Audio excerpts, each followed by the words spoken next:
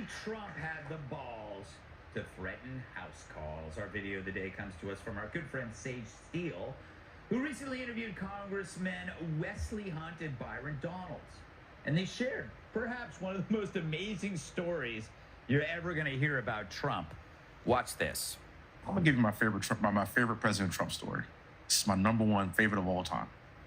When we were negotiating with the Taliban while President Trump was still the president, President Trump wanted to get out of Afghanistan, but he wanted a conditions-based withdrawal, meaning that you do what we tell you to do, and then we will start pulling troops back slowly as long as you abide by our rules.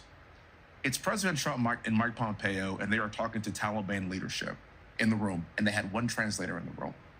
President Trump looked at the Taliban leader and said this: "I want to leave Afghanistan, but it's going to be a conditions-based withdrawal." And translator translated.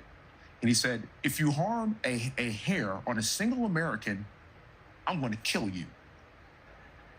And the translator goes, and Trump goes, "Tell him, tell him what I said."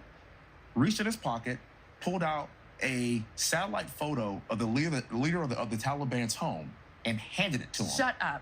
Got up and walked out the room. Shut up! Now, whatever you think of Trump, he knew how to motivate people, right? While Joe's most potent weapon is threatening to sit near you after downing a plate of prunes. Tyrus, how can you not, when you hear that story, how can you not, like, it gives me this is for Kennedy, it gives me tingles in my man parts. Hearing R.I.P. Kennedy. No, just kidding. Oh, there is a Kennedy. Yeah. Listen, it just goes back to the same thing. It comes down to, again, what is your choice? Trump comes in, he does it. Here's the gangster part. Here's the part that every man needs to have one of these in his life. When you put down the ultimatum and you know you don't have to wait for an answer. You can like, here it is, and walk out. The guy at the table's going, and his advisor's like, "Oh, you tell me, it's your house, not mine."